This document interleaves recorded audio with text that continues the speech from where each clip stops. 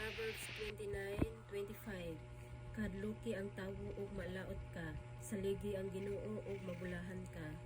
Sa mga sabtan kay kahadluki ang tawo ug maalaot ka, saligi ang Ginoo ug mabulahan ka.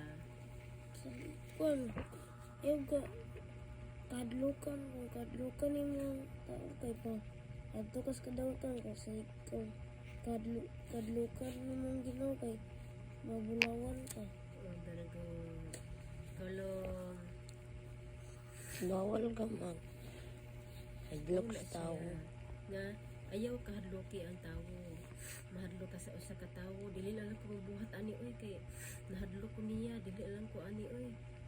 So daghan kag mga kahadlok sa usa ka tawo, pero ang Ginoo wala nimo kahadloki hinuon. So mauna nga kahadloki ang tawo ug maalaot ka. Maalaot gud ka kay ngano man dili mo ka makabuhat sa kabubuton sa Ginoo kay ngano nahadlok man ka sa tawo. Kay nahadlok ka unsa yang istorya sa imuha, nahadlok ka basin masawayan ka, nahadlok ka daghan kay kag mga kahadlok. Mo nag-ingon nga fear of the unknown. So huwag ka kahibalo nga wala mong kahilagtian ng tawhana nya nganong mahadlok man ka. So ang imuha lang kaugalingon ang imuhang gipasulabi. So ayaw gyud kahadloki ang tawo kay ngano man maalaot ka, saligi ang Ginoo ug mabulahan ka.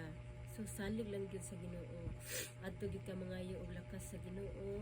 Kung naa kay pagsalig sa Ginoo, magkabaton gyud ka og lakas kay ngano man ang Ginoo 100% gyud ang Ginoo nga mo kuan gyud sa imuha, mutabang gyud sa imuha. So unsa may resulta, mabulahan ka long kay mabulahan ka ug mosalig ka sa Ginoo.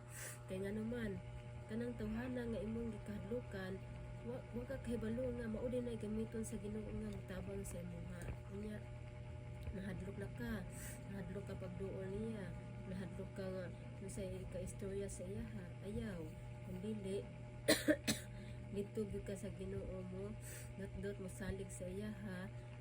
Tungod kay nag-ingon siya nga ug inyuha kong saligan mabulahan ka.